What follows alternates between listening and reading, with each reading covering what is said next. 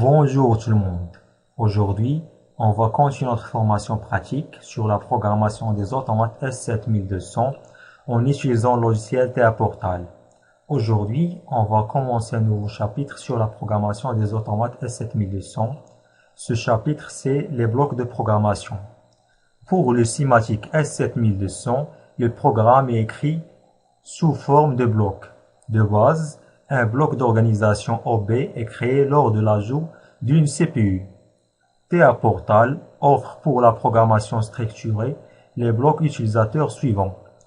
On a OB, c'est blocs d'organisation, FB, c'est blocs de fonction, FC, c'est fonctions, et DB, c'est blocs de données. Aujourd'hui, on va voir les blocs de données. Les blocs de données ne contiennent pas d'instruction step 7. Il sert à l'enregistrement des données utilisateurs. Il contient des données variables. Que le programme utilisateur utilise. Les blocs de données globaux servent à l'enregistrement des données utilisateurs pouvant être utilisés par les autres blocs. La taille des DB peut varier. Vous trouverez la taille maximum autorisée dans la description du CPU. Il existe deux catégories de blocs de données. Les DB globaux, où tous les OB, FB, FC peuvent lire des données enregistrées et écrire eux-mêmes des données dans le DB. Et les instances DB sont attribuées à un FB défini. Et maintenant, on se dirige vers le logiciel TA Portal pour créer un bloc de DB. On clique sur Créer nouveau projet. On va le nommer par exemple DB. Après, on clique sur Créer. Après, on appuie sur Configurer appareil.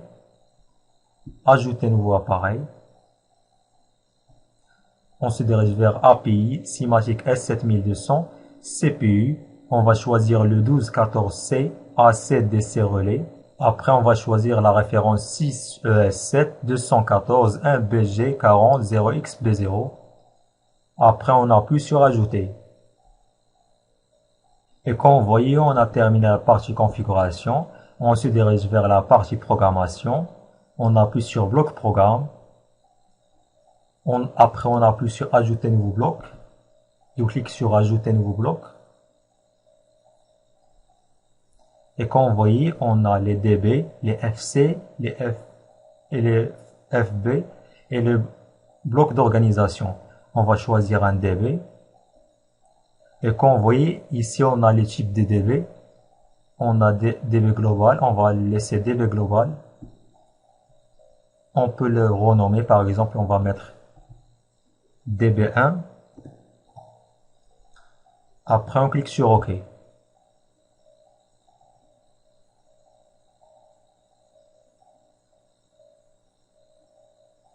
Et comme vous voyez, notre DB est créé avec succès.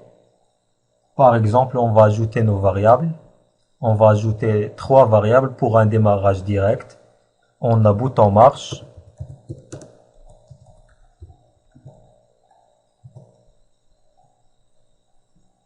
Et comme vous voyez ici, on a le type. Il y a plusieurs types. Il y a réel, entier, Word, double Word. On va le laisser booléen. On va mettre la même chose. On va mettre bouton d'arrêt. Le type c'est booléen.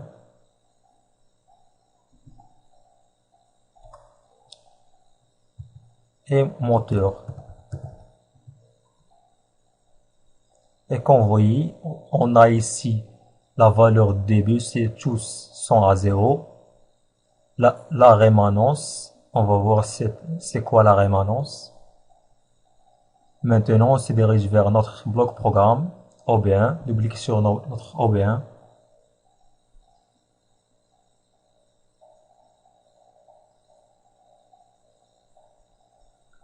On va glisser un contact normalement ouvert. Pour bouton marche.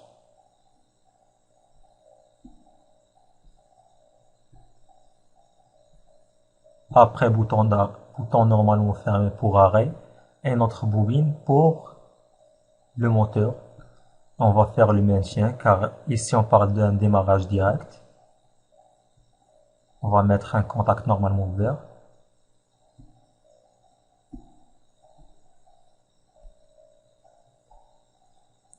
On va commencer l'affectation de nos variables. On fait double-clic sur notre premier variable qui est le bouton marche. On va mettre, tout d'abord, on va écrire le nom de notre DB, c'est DB1. Après, on appuie sur DB1. Il nous propose ces données, c'est-à-dire, on a bouton d'arrêt, bouton marche et moteur. On va choisir bouton marche et on valide par OK. On va faire la même chose pour bouton d'arrêt. On clique DB1. Après, on appuie sur double-clic sur notre DB. DB1. On va mettre bouton d'arrêt.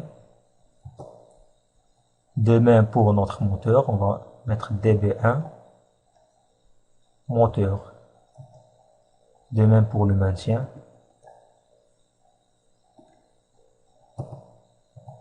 Et comme vous voyez, on a terminé la partie programmation. On s'est dirigé vers la partie simulation.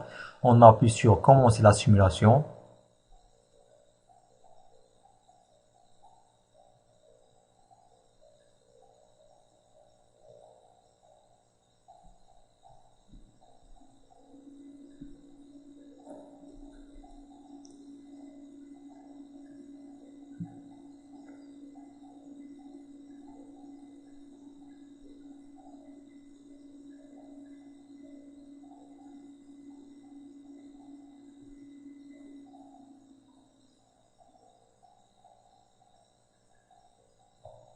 Après, on va appuyer sur charger.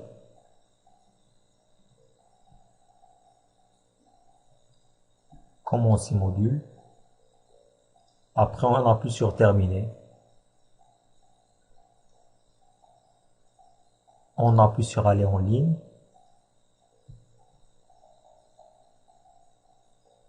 Et on clique sur visualisation. Maintenant, on se dirige vers notre bouton marche. On va cliquer droit sur notre bouton marche. On clique sur modifier vers 1. Et quand vous voyez notre moteur se met à 1, on va enlever notre main sur bouton marche. Le moteur va rester à 1 car on a le maintien. Après, on appuie sur bouton d'arrêt. Lorsqu'on appuie sur bouton d'arrêt, le moteur va se mettre à 0. On peut modifier nos variables à partir du DB1. On fait double-clic sur DB1. On va subdiviser notre écran en deux.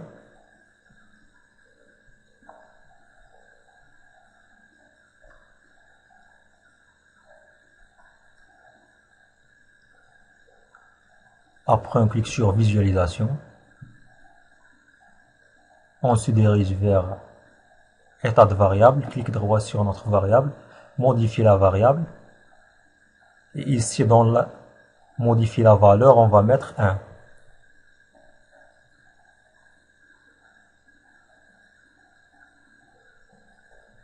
Je vais la laisser. Tout d'abord, je vais la laisser. On va modifier la valeur du bouton d'arrêt. On va mettre arrêt à 0. On clique sur modifier variable. On va mettre 0 dans le bouton d'arrêt.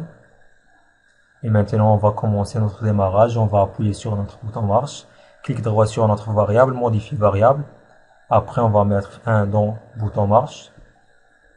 Et comme vous voyez, le moteur se met à 1. On va enlever notre main sur le bouton marche. On va mettre au lieu de 1, 0. Et on valide. Le moteur va rester à 1. Maintenant, on va appuyer sur notre bouton d'arrêt. Modifier variable. On va mettre 1. Et comme vous voyez, notre moteur se met à 0.